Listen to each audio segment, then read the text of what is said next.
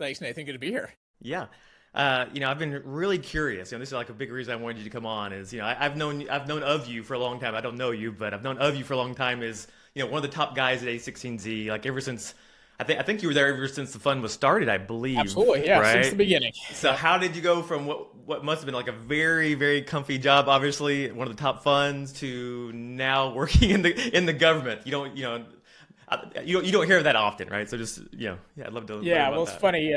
Are we allowed to curse on this show or Yeah, not? sure, go for Okay, good. it. Well, I'll tell you exactly what my wife said, which is she's like, "Why are you fucking up our life?" Basically, that's essentially what she said. Yeah. Yeah, no. In all seriousness, I had the story is a little bit. I'd gotten involved a little bit on the policy side, as you know, at A16Z. We've been doing, we started doing crypto way back when, and so before we actually had a real team, which we have today. Today we have like a fully fledged government affairs team. There was nobody else willing to go to DC, and so I kind of raised my hand back in like 2015, 2016, and said, "Hey, I'll start having some conversations." At the time, it was like just about the beginning of Trump one, and we were trying to kind of talk to the SEC and others about could we get some broader regulatory frameworks. Anyways, that's how I kind of got the itch, I guess, for DC. As I said, eventually, way smarter people replaced me on the government affairs side of things. But then what happened was, as a firm, as you probably know, we got more and more involved over time. So, this is all public information, but, the firm was very involved in like, the Fair Shake PAC, for example, in supporting a bunch of, crypto related, congressional seats. And then finally, we had not been involved at the presidential level, but Mark and Ben made a decision in 2024 to ultimately donate some money and get involved more in the administration. And so I dropped Mark a note back in like May of 24 or something. I was like, hey, if this thing turns out to work in Trump's favor and they're looking for people, like, let's you and I have a conversation at some point in time about it. And the honest answer is I kind of forgot about that note that I had sent him. He's like, hey, he reached back out in like September, end of September. He's like, hey, remember, you told me you were interested. And I was like, oh yeah. I said, well, you We're got to go kicking meet you this out or guy. what? Or how did Exactly. I said, I didn't realize you were so eager to get rid of me. Right. Exactly.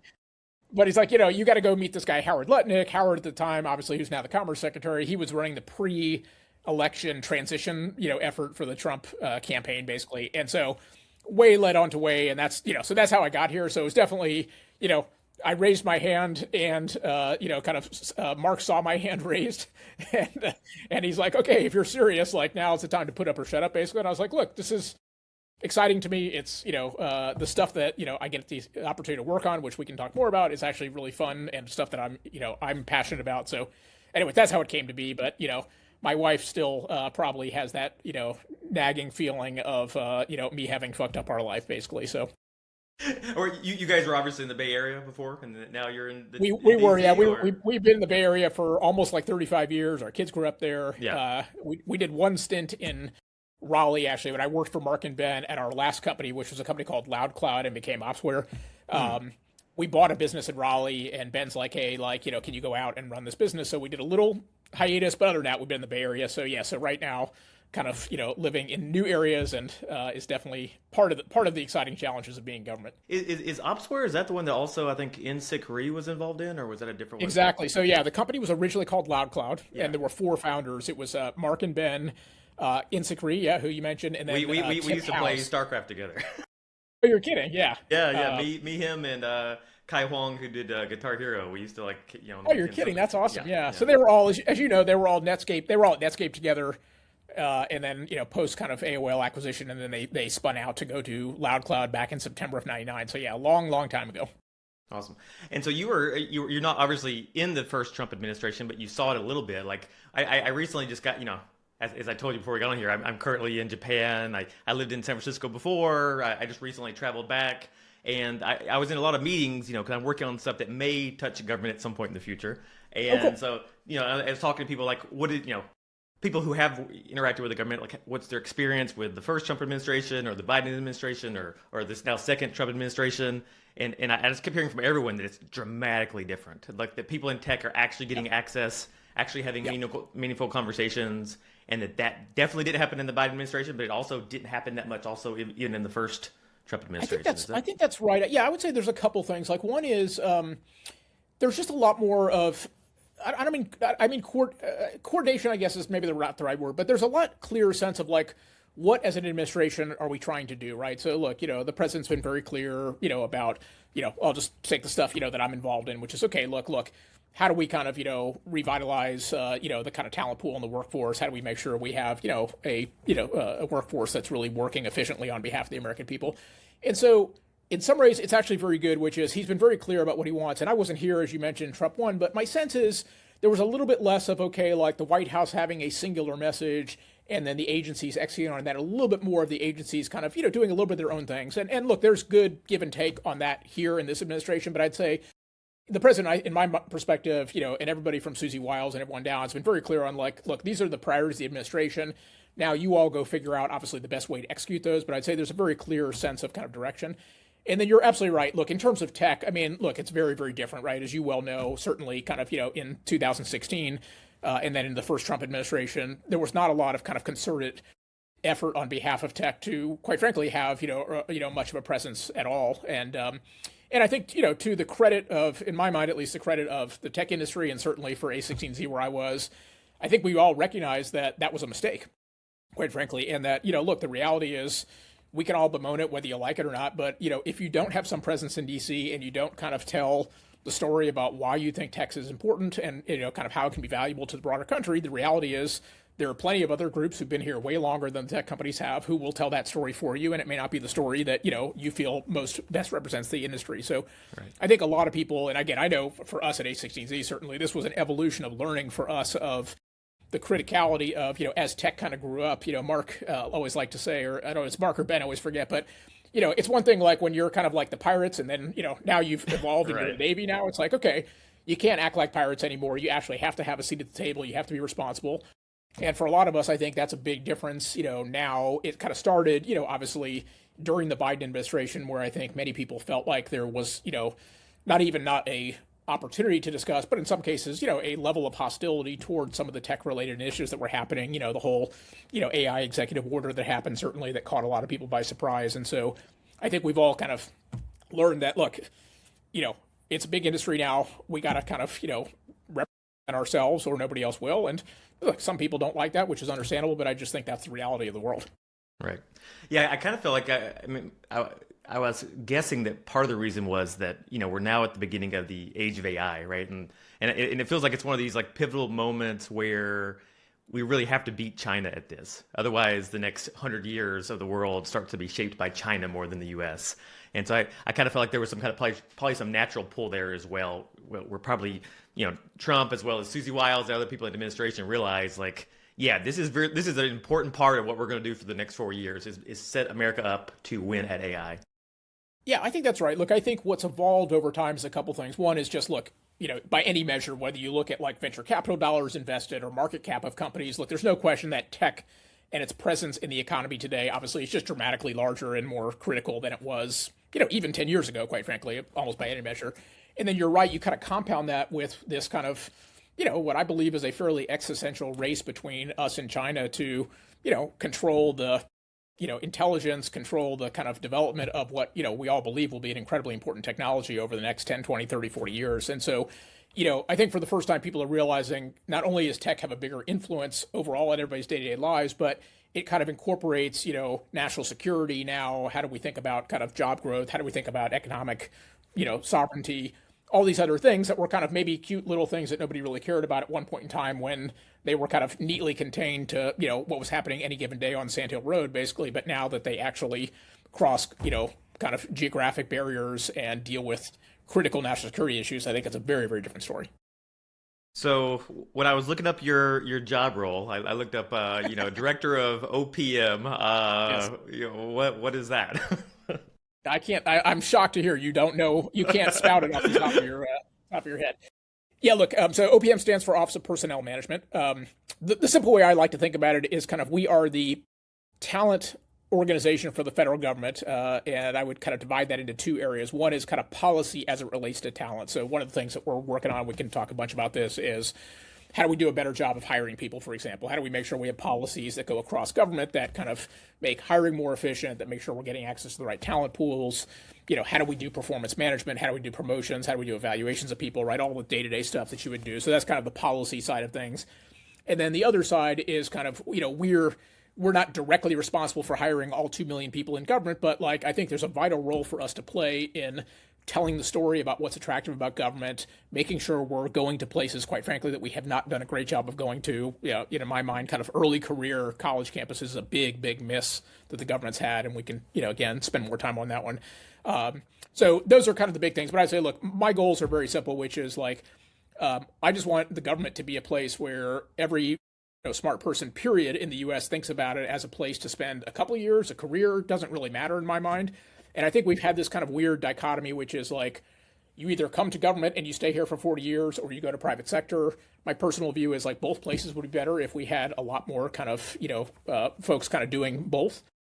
And then I also think we should do a better job of tapping out into the broader talent community. So again, I think we just marketing wise and presence wise, we don't do a great job ever of telling the story and recruiting and being proactive. We're kind of, we put a job announcement out and a bunch of people apply, and that's great. But like, there's probably, 10x the number of people who have no idea the government is even hiring for this stuff. So some of it is, if you don't, one of the guys I worked for at Opsware ran sales, a guy named Mark Cranny, who also joined us at a16z. And it was one of the lessons I learned from him in sales is he always had this quote, which is, I don't know if it's his or not, but it was basically, hide it, keep it, show it, sell it, basically. And it's like, okay, like we do a lot of hiding it and keeping it in government, which is we just don't tell people about who we are and what we do and how cool it is. And I just think like that's just a huge miss on my part that I think we can do a much better job on. Yeah. I do wonder if there's a cultural element there that makes it kind of challenging. Because, I grew up in Alabama, and then I lived in San Francisco for a long time. And I was shocked when I got there, like more than half the people here seem to hate government, or especially dislike defense or anything touching defense. And I always, for me, that was always really weird, because I also, when I was pretty young, I ended up living in Taiwan, and when I was in Taiwan, people asked me like, why Taiwan versus China, and I explained to them like, just like the freedom in Taiwan versus China, and the fact that America would help defend Taiwan, and that was this Canadian woman I met in Taiwan. She was super offended by this, and I was like, for me, it was just like growing up in Alabama near military base, and my family's not military, but a lot of my friends' families were, and it was just a natural connection to me. Like, of course you want America to be strong, otherwise all this stuff that we live in the entire world, the way the world is, no longer exists. Like it exists because of America's strength. At least that's my personal opinion. No, I think but that's right. not common in San Francisco. I think you're right. And look, I think you're exactly right. Like on the specific issue of like, military and defense spending and all that stuff, you're absolutely right. And this history probably since you were out there, like for a very long time, really until very recently, until you had like Palantir and Anduril and folks like that, the honest answer was, I wouldn't say it was verboten to, kind of invest and start defense technology companies, but it was pretty much like just not done, basically, right? I mean, the closest thing might have literally been, SpaceX obviously predated all these companies, but the idea of recreating the whole Northrop Grumman industry or stuff like that was just like completely out of it. And I think you're right. I think some of it may have been just, we all had these views that like none of us grew up in military communities or military families. And for whatever reason, we had these social values that we thought it was like okay to do consumer internet, but not okay to do like, defensive technology. But I think your point's a really good one, which is a broad one, which is, and this is why, again, I feel like telling the story is so important, is so much of, look, we all know this, but so much of what people do in life is a function of what zip code they grew up in, right? And whether it's fair or not fair, right? If you happen to grow up in a zip code where you have people who were in Silicon Valley or people who went to great universities, like your whole zeitgeist of what you know and the networks you build and the people that you come across, those things inform the experiences and the biases that you take into a lot of stuff. And again, I think like, I can tell you for sure that, there's a whole cross section of people in this country who never would think about working for the government or don't understand, how cool the different opportunities might be in different places, just because, look, for reality is like, it's just not part of their vocabulary. And so that's part of what I just think we got to do a better job on is, look, everybody will decide what is right for them, but we ought to at least give people the information they need and like expose them to the networks and the people and the relationships that allow them to make an informed decision as to like where they want to spend their working hours.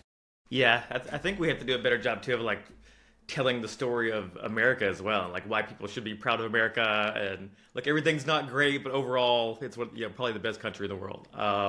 I think, Yeah, I think that's right. because otherwise, if you're trying to like recruit people out of the universities, I think right now that's probably not the common sentiment on most universities in America, is that America is a great place or a great country. Yeah, no, I And think you're right. And look, I agree with you. Look, obviously, look, we're not perfect. There's no question about that. But look, I don't think perfect. I don't think perfect exists anywhere. The question to me right. is like, okay, like how strong are the strengths? One of the things that we talk about a lot at A16Z is we talk about investing in strength, not lack of weakness, when we think about entrepreneurs. And I think it's actually a good way to think about the world more generally, which is there's a ton of weaknesses in everything. Everybody's got problems, and like there's a million reasons why you can kind of say no or why you can be negative on things.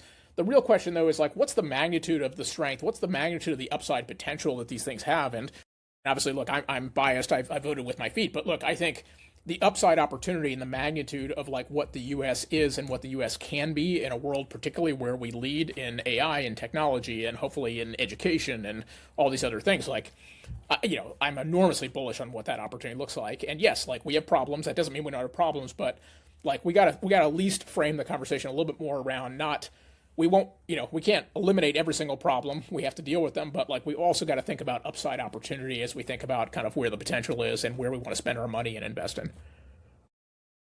Yeah, going back to your job, I'm curious, like, what happened to Doge? Like, is that still? Yeah, actually, I recently invested in one of the guys who was one of like the top 10 guys over at Doge. He's doing a startup Oh, now. cool. Actually did that personally and as an A16Z scout. Oh, Company's not nice. public. I like that. That's Yeah, exciting. but yeah, on the American Dynamism side. Um, Oh, cool. but and he was saying that Doge is still very active, but in the media you hear other things. I'm kind of Yeah. curious where Doge is at, and also just how you think about that with, because obviously I guess in your job you're balancing trying to attract new people, but also if everyone's scared that you're just going to get rid of everyone, like how do you balance that? Yeah. So yeah, the short answer, as you said, is look, it's still very active, and there's a department, right, called the U.S. Digital Services, which is Doge, basically, that still exists, and then there are people who are now kind of in various agencies and departments who might have come into government, initially as part of kind of the Doge group, but now, literally they are in, the technology department in, Treasury or IRS or place like that. So all that stuff is very much alive and well. You're exactly right, which is that, look, we kind of have to do two things, and I've been using the word kind of reshaping, the kind of workforce as I don't know if that's a good way to describe it. That's how I think about it, which is yes, like we need to do two things. One is like we need to be more efficient in my mind. But there's no question. Look, no matter how much people want to debate this, I think I'm willing to bet like 9 out of 10 people would say any organization, obviously the government is no different. Any organization can always like be more efficient, right? So like we can absolutely be more efficient. And sometimes, unfortunately, being more efficient means that, either job categories or technology potentially, can do things that are more efficient than what, an employee can do. And, that's no fun, but unfortunately, that's part of the reality, I think, of the world we live in. But at the same time, you're exactly right, which is we also have to make sure we have the right talent in the right jobs to do the right things on behalf of the American people. So, part of like what we're doing, for example, at OPM is in addition to working with all the agencies and helping them figure out, okay, like what efficiencies can you bring to bear? There's other stuff we're looking at. So, like, I'll just give you two examples. One is, there's an enormous amount of contract work that goes on in government, right? So, if you look at just rough numbers, the U.S. we spend about 250 to 300 billion on actual full-time employees in the government, and we spend probably close to 750 billion on contract resources, basically. So, almost by a factor of 3 to 1 is our spending on contractors. Now, look, contractors are super valuable in some places. Like if you've got a temporary job assignment or you have a skill set that you can't get, clearly you should go do that, and you should pay for that convenience of being able to kind of plus up and plus down. One of the challenges, though, if you look across government, is we've kind of taken contractors and basically created a shadow FTE workforce out of contractors. So we have contractors who've been here for 3, 5, 10, 15, 20 years, basically, which, in my mind, like that's an FTE at that point in time. Yeah. But instead, Yeah, those numbers are we're crazy. 250 million for like the full time and 250 750 billion, a yeah, billion. yeah. Sorry, billion. Yeah, of course. Yes, billion, sorry. Yeah, yeah, of course, not Billion million. versus 700. Oh, yes, um, a couple more zeros. yeah, I So, would like, expect those to be reverso. That's like you think of any yeah, typical company, right? It would be like maybe that's exactly yeah. right. Yeah. And to me, so that's, again, when I use the term reshaping, to me, that's one area of reshaping, which is we ought to go through and say, okay, like, where are we using contractors in the ways in which we should use them? And then where are the areas where, quite frankly, you'd be better off if you just hire an FTE? Quite frankly, the per dollar cost would be less because obviously it's always more expensive to hire a contractor than an FTE. And you get the benefit of them being fully integrated in the team. You have the knowledge transfer, you have all the other stuff. So that's one of the things that we've been working with a lot of the agencies on as part of the reshaping is, just be mindful about this stuff. Like your total headcount spend is FTEs plus contractors, and then let's manage those holistically, right? And then the other big example, that we've been spending a lot of time in reshaping is, what I've described as kind of getting the right people in the right jobs, which is, we have a challenge of like modern software development, modern AI skills and stuff in government. And so one of the other areas that we're very focused on is how do we get that kind of talent into government? And it's not to say we don't have good technologists in government. We certainly do. But if you just think about like the pace of technological change, we need kind of people earlier in their career who are like very, very skilled and adept to these new technologies. And across government, if you look at early career, which is, let's call it like people with like less than 5 or 7 years of work experience, there's only 7% of government employees who fall into that category today. And if you look at that number across the entire workforce in the US, it's about 22, 23%. So like by a factor of 3 to 1, the government is like way under indexed on early career talent. And by the way, we're way over indexed on, let's call it mature career talent, which, I fall into this bucket. Which can be good in some ways, but also means they're probably not as adept at using the newest AI coding tools or whatever. Yeah, and it's also, look, I mean, it's just like a pending retirement imbalance problem, right? Which is literally 44% of our workforce is over the age of 50, okay? So if you just map that out over the next 5 or 10 years, there's going to be an enormous amount of people retiring from government, and we're not replenishing the pipeline of people. So you're right, you've got kind of a little bit of a modern skills technological challenge, and you just quite frankly have a very simple demographic challenge, which is like, if we don't do a better job of convincing early career people to come to government, look, I'm all for efficiency, but like if literally nobody wants to come work for government, like that's a problem, right? Like we actually do, there are functions that we actually have to do, so we can't like have 0 federal employees. Right. And I heard something too about in the that you discovered in the hiring process in the U.S. government that they weren't really checking credentials, like they weren't like checking to actually do what you said you could do. Is that correct? Yeah. So there's this weird dynamic that goes on in government, which is, and it's like a lot of things, which is, something happened at one time in the past and we've never revisited like why that happened. And so all these behaviors just kind of stem from it. So the simple history of that question is the government used to have something called PACE, which was literally like a skills assessment test. It was kind of like, a test of your, American history knowledge, all kinds of other stuff. And, we can debate whether it was perfect or not, but that was the primary mechanism by which like they used to screen applicants.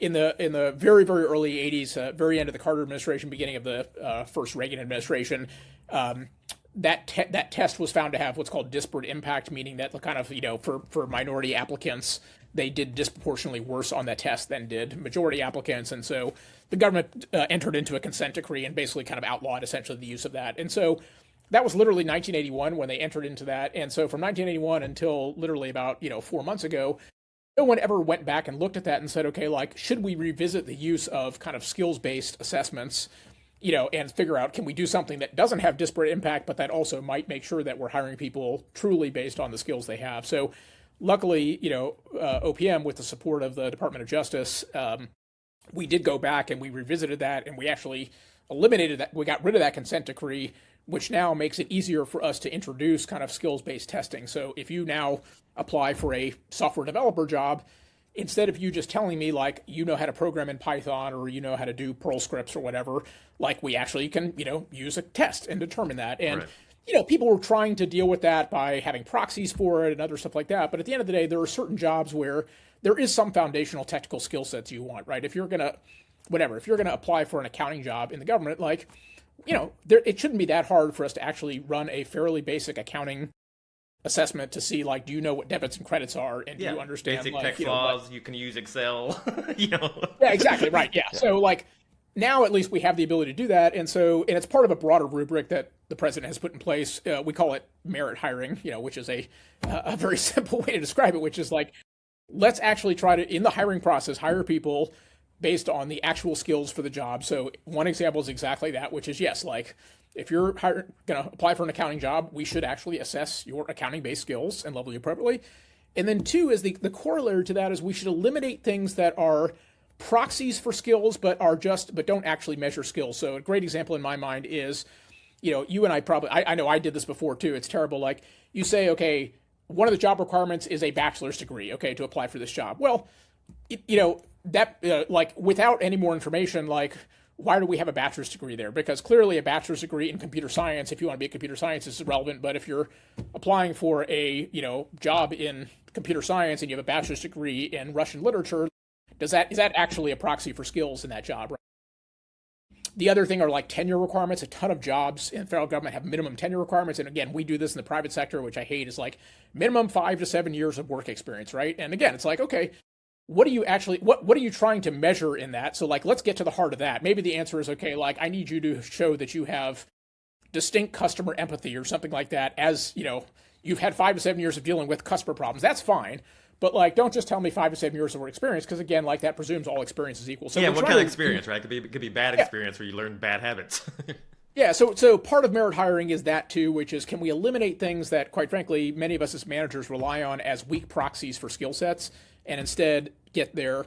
Because look, like if you're, in the good case, to me, if you're 21 years old and you're graduating from college, and you're like the best coder in the world, and like you want to come work in the government, like we should not have an artificial barrier which says because you did 7 semesters but then dropped out on your 8th semester, like you are not qualified. You have a big red X next to your name because you don't have a sheepskin, from graduation. Like to me, that's just like a silly like way to not leverage important talent. Yeah.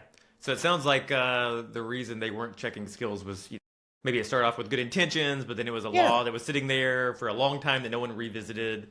And for me, that feels like a perfect use case for AI possibly in the future, is to help. Because like there's so many laws like that like humans just can't process all that information. And if you allow, if you allow it to be just humans, it's like, well, it's gonna be people who have financial incentives to do so. So maybe lobbyists or other people, right? So it'd be better if AI was something to do that.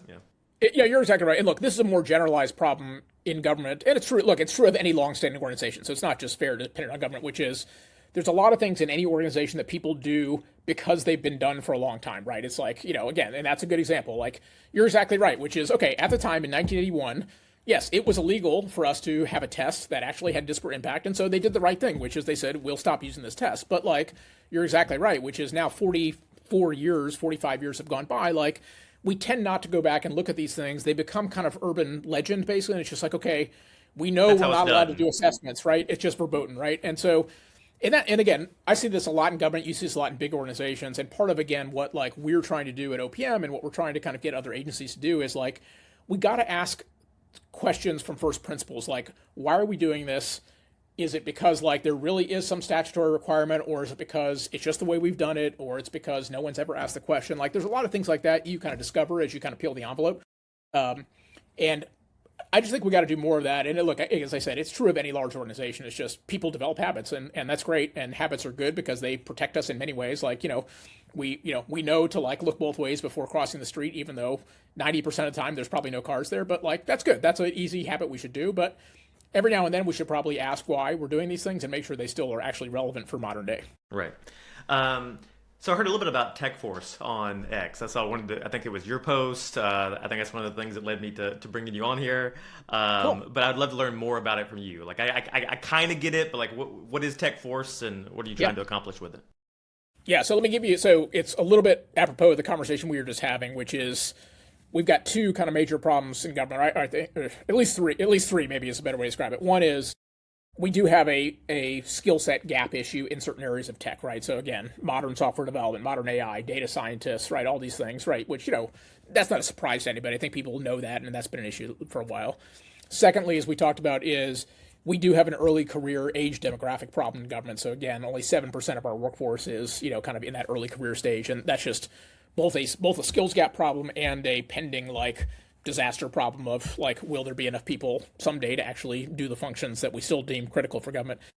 And then the third thing that we're trying to solve with government and with TechForce in my mind is also, I referenced it a little bit earlier, which is I don't think it's reasonable for us to like expect people to go make a 40-year career decision at the age of 22, basically, right? I think the reality is of I'll use the term kids because my kids are in that age demographic. It's like kids these days, right? It sounds so horrible to say that, but like people aren't thinking, 10, 20 years down the line, let alone probably 3 to 5 years down the line. Like people want to go get a job, learn something, be around smart people, do good work, and then quite frankly, they'll lift their head up in 2 or 3 years and say, is this still working for me or not? And if not, go do something else. And that's perfectly fine. And again, us old people, we can bemoan that and, wish that like we were back in the good old days when people had like, loyalty to companies. But look, that's just not the world we live in. And so for me, like too much, I think, of the government job proposition for people has been come here and you have effectively lifetime employment, basically, right? And that's a little bit of an exaggeration, but quite frankly, I've heard that from people. And I just think that's totally non-responsive to what somebody earlier in career cares about. So when you put all that together, what TechForce is, it's a 2-year program. We're trying to recruit 1,000 engineers in early career. So again, kind of people who are earlier in their career worlds. And then we're partnering with the private sector for a couple of reasons. One is that I want to expose those individuals in TechForce while they're working for the government to the private sector, because as I said, I do think there's good value in them getting exposure and figuring out what they want to do. And then importantly, when they finish the program, the 2-year program, we're going to run a job fair that's kind of a joint job fair with government jobs and with private sector jobs. And quite frankly, let the best person win in my mind, right? Which is like, if we have a government job that's super attractive and that people really want to do, then great, they should stay in government. But quite frankly, if the government can't solve their problems or, they just like have to maximize earnings, that's the most important thing for them, like God bless them, that's fine too, right? And so the whole idea here is start to kind of change the narrative around government, which is like solve some of the most critical, pressing problems in government that are mission oriented, but don't feel like you have to basically give up, kind of a 40-year look at your career. You preserve all your options, and in fact, hopefully you're expanding your options by getting access to both worlds, and then pick where you want to go. And quite frankly, if the government, if we can't do a good job of convincing some of those people why they should stay in government, then that's our fault, basically, and we have to deal with the consequence of that, but we got to at least try. Yeah, and it seems like so. Anyways, that's what we're doing. Yeah, it seems through that too. They'd have some exposure to like how it is to work in public sector, and so even if they end up going to work at Meta for 2 years after that, they might end up back in public sector at some point because they understand what it's like. That's awesome. I think that's right. Look, part of this again, it goes back to the same thing we've been talking about from early on in this conversation, which is look, people's experiences are informed by like the networks and the people they have, and so like we should deliberately expose people to as broad of a network and as many relations as we can so they have all the information. And then like it's a free market. And quite frankly, you're right. If they go to Meta for 2 years and then they decide they want to come back to the government, we should embrace that. Right now, everybody gets all tied up in knots about, well, there's compliance issues. And what if they do something in government that unfairly helps Meta? And look, I don't want to be flippant about it, but the reality is like, look, okay, there's bad people in the world and bad people will do bad things. And yes, so like there will clearly be some people who will take advantage of it, but like it goes to this upside conversation, which is to me, there's way more upside in having that diversity of experience and bringing that diversity of experience into a different environment. And I think the government will be way better for it. I think the private sector will be way better for it. So like, let's minimize the exposure of risks. I totally agree with that, but let's also try to judge the value of what we're doing based on like what the upside value is that it brings. And I just think that's a real opportunity that, quite frankly, we've designed a system today that makes it very hard for us to take advantage of that kind of fluidity of career choices. Yeah, that sounds great. I mean, it really feels like the U.S. government needs help in technology to start modernizing all the different systems of government. Yeah, I noticed what's his name, Joe from Airbnb, like redoing redoing the designs of the different websites. I'm like, I've been loving that, seeing him share that on X, and like, oh my God, they're actually making like U.S. government websites usable and they look good. It's crazy. Who would have thought to turn the food pyramid upside down? It's awesome, right? Yeah. Right. No, look, you're exactly right. Like, and that's what's so exciting about this is you got people like Joe who are like, again, world-class design experts, and his view is, look, like, why isn't the way people experience government as great as the way people experience Airbnb or they experience Uber or Lyft or they experience Facebook or other stuff? Like, we just shouldn't. We shouldn't have like a different standard, basically. Like, we should be able to fix that. And so, I would kind of think of Joe as like the czar of like the front end user experience for all like, kind of consumer facing applications. And then every agency then has to go build all of the kind of like back end that, kind of supports all that activity and that kind of makes the workforce and the kind of, delivery of services much more efficient. So it's kind of like basically front end and back end is kind of maybe the simple like, software job description to think about kind of where people are spending their time. Yeah, I think that's actually a big deal. Like, I mean, because that fits into the whole telling the story of why you should work in, public sector, right? Or like why America is good, or like anything like this, right? Like if the websites all look like crap, and people who might work in public sector would think like, why do I want to go work on something like that? I had one startup where we were kind of interacting with the Copyright Office and the Library of Congress, et cetera. And I went to their offices and I saw their website and I saw their technology, and I was like, oh my God, just like, Yeah. why would any engineer want to work on this? Like, so I think you have to, Yeah. that all goes together. Yeah, it's the pejorative, as of like, it's the DMV experience, right? It's like, okay, yes, like, okay, like, look, we can't spend, the DMV is not going to have like, I haven't been there forever, but like Airbnb, when I used to go there, had this awesome like building and awesome lobby and these great chairs. Okay, like we're probably not there, like they have more Right. money to spend than the DMV does. Right. But like the honest answer is the amount of money the government could spend on like user experience more generally is like not, it's not that much money at the end of the day for someone like Joe Gebbia to kind of, build a team of people who can go do this stuff. And you're amortizing that cost over, literally, 350 million people all the time. Like that to me is that to me is worth investing in. Probably take a little bit of that contractor money out and then move it a little. Exactly. Right. All the contractor dollars. Yes. Thank you. You're gonna get me in trouble with my contractor friends, but that's Yeah. I have some as well, so I may get trouble for saying that as well. What are your thoughts on, how is the U.S. government, which I'm sure you don't know how all of the U.S. government's thinking about this, but like how are you thinking about AI in government, or especially like in your role, like how are you thinking of AI, using AI? Yeah, so I mean, for me personally at OPM, look, a lot of how I'm thinking about it is from the talent perspective, which is okay, like if we were going to make AI a first-class citizen government, which, I think, certainly I know the president has made clear that he wants us to do, and I know all the agency heads are doing that, like job number one is we got to get the right people in the right seats to be able to do that. So like to me, the first thing of AI is a talent problem. The second big thing we got with AI in government is, not surprisingly, but it is such a risk-averse, compliance-focused culture. And again, this goes to kind of like minimizing risk versus optimizing, for upside, basically, that like everything that we do is like, okay, are we going to get sued over that? Or is, the inspector general going to like investigate this? Or is somebody going to get hauled in front of a congressional committee? And those are all real things. I don't want to minimize those things, but it makes us very myopic and very resistant to do things differently. So part of what we have to do with AI is a cultural change in government, which is to say, okay, look, as like, you and I come from a world where we take insane amount of risk. Like, I'm not saying we should do that in government, but like, we can't, go into the assumption thinking that, okay, like the answer to every question has to be like a, 100% down to like the 15th decimal point, right? It's okay if we get like a 99% on the test or 98% on the test, if we think as a result, therefore, we're able to go faster or deploy new technology or do something that ultimately has a much bigger upside potential. So I would say that's the other biggest challenge you have, is just like getting through the contracting process, convincing people to do something different. Just give an example, like even in my own department, we just recently rolled out like OpenAI and some of the other tools, basically, and X now we have a contract with X, and these guys have been great to work with. They've all done this, starter deal with the government where literally I pay $1 a year for this stuff. Now, at some point in time, they're going to come ask me for money, I'm sure, but we'll deal with that when the time comes.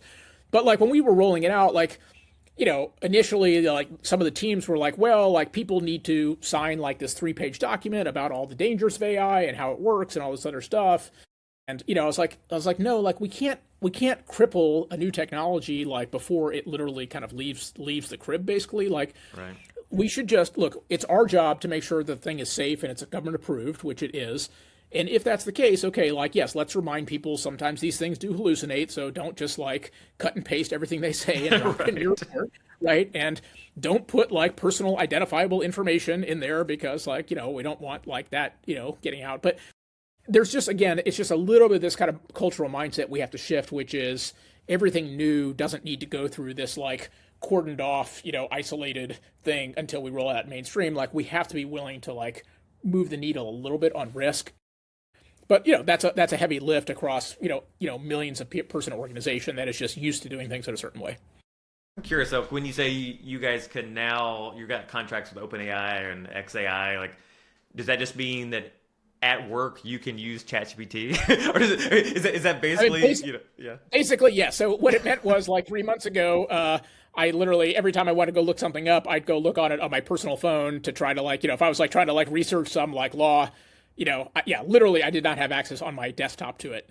Now I have access on my desktop to it, which is good, but we're barely scratching the surface, right? So like we're not even we're like one of the things that we're actually talking about in my team right now is like we're going to do like a deep dive on like developer tools in AI, right? So the cursors of the world and stuff like that. Like we're not using any of that stuff in any kind of major way right now, and so like that to me is like the next evolution. So to me, it's like okay, get it on everybody's desktop, and I've been encouraging everybody like you don't need to like boil the ocean, but just think of something you do in your day-to-day job that could be easier if somebody could summarize something for you, or you could like look something up more efficiently. Like that's a good way just to get yourself familiar with the technology. Then we should go take the next steps, which is okay, like, are all the developers using development tools? Like what's the GitHub integrations look like for these things? And then we should get to, okay, now we need to develop and or acquire bespoke applications that actually use AI. One of the things that I have in my organization is, we run a call center for people. We manage retirement services for people. So when they retire, and then we kind of are basically their front end when they retire to questions like I need to change my, beneficiaries or my spouse died or stuff like that. And we run a very traditional call center. And like it's not the call center you would build if you were starting in 2026 with, knowing that AI actually is a real meaningful technology player. And so there's stuff like that where it's like, okay, like now that we're getting ready for this stuff, okay, we should now start to think about, either building and or buying bespoke applications that solve that problem. And so, but we're kind of still in this journey of like the first journey was literally getting it on people's desktops. So that Right. when you want to, You can't use ChatGPT and XAI now. That's okay. You exactly can use it right. at work. Like what? Right. What is the remote work policy according to OPM? Like, I don't need to go to my personal phone to go look that up. I can actually now do that from my desktop. So that's good. We're making progress. It's very slow, but we're making progress. Yeah, I assume too. You probably can't even like create like projects with ChatGPT or anything like that, and then like add Yeah. Right now, it's files very, and things like that. And, yeah, it's very limited. But like, we're trying little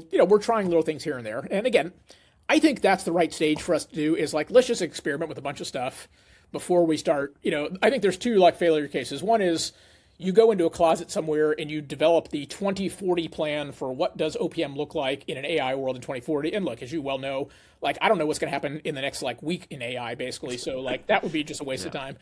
And then the other thing is we go spend a boatload of money on buy every single random tool out there. And we have no idea actually what the use cases are or what they do. So I'm okay with this incrementalist approach, but it does mean that we have to kind of just change the mindset and willingness to do experimentation in a way that's just not traditionally the way government has done things. And do you help set policies for how the entire U.S. government workforce would use AI in their work, or just for the Office of OPM only? Yeah, less so. So there is actually a CIO for the government, a guy named Greg Barbaccia, who that sits in what's called the Office of Management Budget, OMB, in the White House. So to the extent there's like a pan-government AI policy or stuff like that, like probably they would do that. Or, as you probably know, the Office of Science and Technology Policy, which is run by a guy named Michael Kratsios, which is also in the White House, like those might be the broader pan things. Like, so right now, like we're setting policy for just internal use within OPM. But like I spent a lot of time with both of those guys in their departments and stuff. And so, in fact, tomorrow we have a meeting of what's called the CIO Council, which is all the different CIOs across the organization. That's one of the things we're going to talk about is like, okay, like what can we do more generally to accelerate the deployment and adoption of some of these technologies? Yeah, it feels like there's, some of the coolest new AI things have a lot of security issues. That's one thing is like, there's like that Claude bot or whatever that's out where you can run all your emails and everything. Where I was like, oh my God, there's like with government, even with me right now, that I've had conversations who have who maybe were people who were in the government before. I'm like, I probably shouldn't even be doing this. Like, you just like handing all that over, and it's like. Yeah, you're totally right. Look, and by the way, look, I'm not saying like, we should ignore that stuff. Look, there's real things we got to deal with, but I think what happens is, this again from having been an investor is many of these things when they first start out, look, they have all kinds of flaws. There's no question about that, and the thing that keeps me and my former job and my former partners busy, and you as well, is like there will be companies who will come along and solve all these problems, right? So people will solve the hallucination problems. They will solve the massive costs of inference. Like people will solve the data security problems. And that's not to say we should ignore them today, but like we have to think about like our best guess as to like how the technology will mature and develop over time that will drive the use cases and make sure at least in the interim we don't use the lack of a feature today as like the definitive answer of saying like let's just throw this technology out and like not work on it. And I think there's there's more of a bias, I think, in larger organizations, whether they're government or private organizations, to do that. So some of what I hope people like me and some of the other, kind of more Silicon Valley-ish type guys in the government bring is an understanding of kind of the evolution of technology in a way that helps us kind of work through some of these initial areas that might feel like major impediments, but that we know will just progress and get better over time. So for anyone who's listening, like, what would your pitch be to people of, maybe we can clip this, you put it on X Yeah, or something, but like, what would your love pitch it. be to people of, why they should consider working in the federal government? Yeah, I mean, my pitch is pretty simple, which is if you want to work on like the world's biggest and most complex problems, and also look, if you want to do something that's good for the American people, like there's no better place to do this, right? So like the IRS will completely revamp and modernize like their technology stack. Health and Human Services will do that. Department of Interior is doing all kinds of like cool supercomputing applications for like energy transmission. Like there's no shortage. And then, of course, if you're a military guy, as we were talking about in the first thing, look, there's a million ways in which like technology will benefit not just like defensive technologies, but offensive technologies. So to me, like what I want the government to be for people is a great place where they get exposed to these massive complex problems and they learn a ton. And then, quite frankly, that creates option value for them from a career perspective. And that's why, again, this Tech Force thing to us is so important. Is like if we can demonstrate that if you come here for 2 years and do great work, that Meta or Databricks or Snowflake or name your favorite tech company, like they will be kind of clamoring for your skills because your skills will be so valuable. Like to me, that's a huge service to the government. It's a huge service to like that employee base, and it's a huge service to our economy and to our national integrity overall. So that to me is the pitch. Is like just come solve the world's best, toughest problems, and quite frankly, show that you are like of the caliber of an engineer and of a technical person who can actually, contribute to that success. Yeah, I think the Tech Force thing is brilliant because like it's like almost like it's great branding, right? Like if you even had that on your resume, like oh yeah, I Yeah, worked at Tech exactly. Force, Yeah. right? We're working on some swag right now. We're gonna get some hats and some hoodies and all kinds of good stuff. So Yeah, we'll it's make sure we cool. get you. We'll make sure we get one to you. Cool. So before we wrap this up, I always like to do like a few fun questions. So you're in Washington D.C. now. I typically do this. Okay, you're in San Francisco or whatever. So you're in Washington D.C. You get into a time machine. You go 50 years in the future. What's different? What's different in government as well? What do you hope? Well, so I'm literally staring out my window here at snow that we've been, plowing through Yeah, here for the last several days. So one is I hope in 50 years DC knows how to actually deal with snowstorms because it's clear today, they don't. unfortunately. But we are still debating, quite frankly, whether people can go back to work or not tomorrow and whether the roads are clear enough. But look, more generally, look, what I hope is we have a government that is truly kind of responsive to what the needs of the people are. That's not to say that it's not today, but I would say like there's too much kind of insular thinking broadly in government. And look, at the end of the day, my viewpoint is very simple, which is everything government does is as a steward of taxpayer dollars. And so everything we do should be measured against like, is this the highest and best use for the dollar? And are we doing the things that people critically rely on us for? And look, we're trying to have that conversation now, and it's a hard conversation, admittedly, but like that's what I would love. Like, I think the world would be at a better place if like that was the starting point of how we think about what the government does and how they do it. And I think that would get us away from a lot of these like ugly partisan political conversations that we all end up having if we just kind of had a common framework for like, are we spending our money in the most efficient way possible? So, anyways, that would be my hope for the next 50 years, certainly for my kids and I Yeah, guess grandkids by then. yeah. Yeah, I mean, it seems like that's something, no matter if you're left wing or right wing, you should care about like how are the tax dollars that you're giving the government, like how is that being used? Like if you were actually thought about it that way of like I'm handing the government money, then they Yeah. go do what with that money? Like it's I think that's important. right. Yeah, It's there's an important to me. appropriate partisan debate to your point. Like, look, like which is what's the scope of government, right? Okay, so yes, like people on the right and people on the left may have a different view, but like I don't know. For me, like it seems I agree with like we ought to have an agreeable point that like when we spend money in government, we ought to make sure it's being spent efficiently on highest value stuff, and that it's we're accountable to the taxpayers. And then we can debate. Yes, okay, should we spend more on national security or more on immigration, whatever the case may be, right? Those are legitimate political debates, I think. Well, Scott, this has been awesome. I really enjoyed the conversation. Hey, I really appreciate it. I'm sorry that we got you up at an ungodly hour in Japan, but That's fine. uh, hopefully it'll be a nice day. Listen, I appreciate the time. Yeah, thanks, Scott. Okay.